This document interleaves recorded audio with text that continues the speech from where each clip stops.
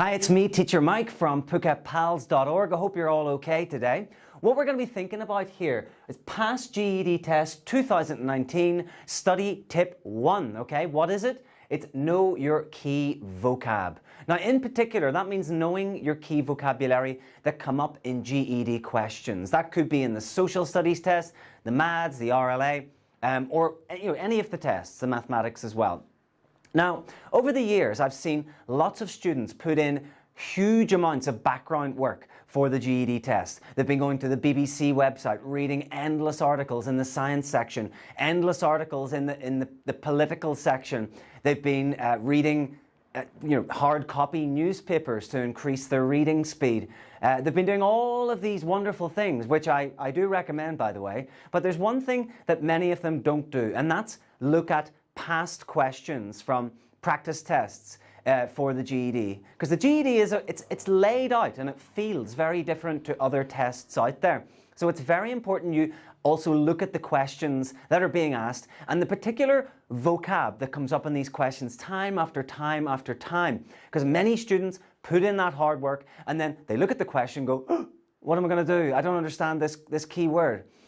So I'm going to teach you today some of these keywords and how you can avoid falling down that trapdoor, let's call it. Okay, so word one is derive. This is a verb and it means to get something from something else. Now you may see this on the maths test, in particular with an equation. So you might see an equation and the question will ask you to derive something from, or what can be derived from this equation. So it just means what can you get from this equation. Next word is a noun. It's data. It means information. Okay, it's a direct synonym. A synonym is a word with the same meaning, by the way.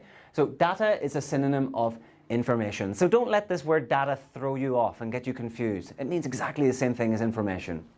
Next, concept. A concept is a general idea.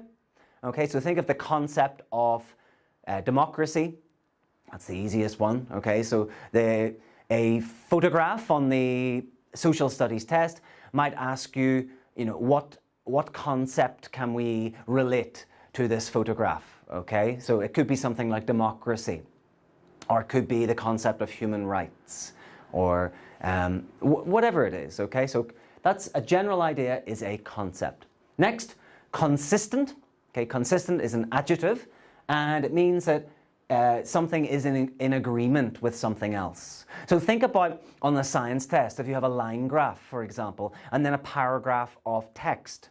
Well, the question might ask you about whether the information between these two is consistent with each other, which means, is the information in agreement with each other? So if the graph has for example, a downward trend, does the paragraph describe this downward trend?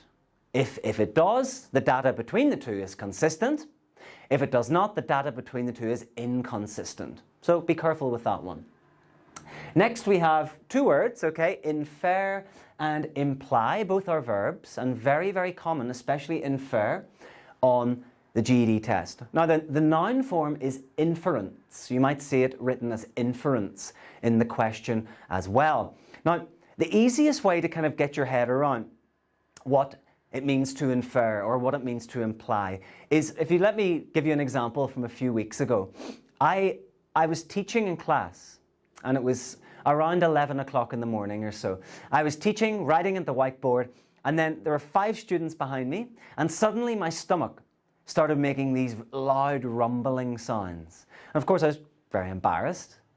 I heard the students kind of laughing a little bit behind me, and I kind of turned around and one of the students said to me, "Teacher Mike, you should have some lunch." Now, it kind of struck me as a good way to explain infer and imply. As I was writing on the board, my stomach implied to everyone that I was hungry. Now, what does that mean? Well, it means that it gave a piece of evidence to the students in the class that I needed to eat. Now, I didn't tell them explicitly that I wanted to eat. Okay, my stomach gave them a little piece of evidence. It implied to them that I needed to eat. Now, the students, inferred based on what they heard, that I needed to eat. So to infer means to use information available or data available to draw a conclusion. Now again, that information, if you infer, the information is not stated explicitly to you, it's usually implied. Okay, so I hope that makes sense. Next word is identify. Okay, to know or say something. Okay, to identify the information or identify the data available, whatever that is. Next, indicate, which means show. Okay, it's a direct synonym. Indicate, show. Okay. Next, period, not a full stop. It can mean that, but in this context of the GED test questions, it often talks about a period of history or a period of time, a length of time or a length of history. Next, principle. A principle is a rule or a belief. Okay, so we'll use the example of democracy again. Democracy is a principle. Okay, so the question might ask you about democracy and its principles. It's the ideas that go around it. Okay. Next, theory. A theory is just a set of ideas to explain something. For example, in the science test, you might get asked about the theory of evolution. Okay, so evolution itself is a set of ideas that attempt to prove that we have evolved as a species. Okay, so a theory will be a set of ideas that attempts to make something factual. Okay, so look out for that one. Evidence. Again, these evidence are little signs or little nuggets of data or information that show us that something is true. Okay, so in the RLA, extended response, you'll be looking, when you look at the two passages, you'll be looking for evidence in there, factual information to make that writer's argument stronger or more weighty. And finally, estimate. This means to guess based on the evidence available. Okay, so you might get this word in a maths question or in an RLA question, social studies, whatever. It could come up in any of them really. So if you estimate, you're being asked to guess based on the available information given. Okay, so they're the main words that students I found in my experience have had difficulty with with the GED questions. If you want to find out more about Phuket PALS, I advise you to go to our Facebook page, which is Phuket PALS. You can find the link below. You can also go to our Instagram page and kind of engage with that if you want to find out more about our story.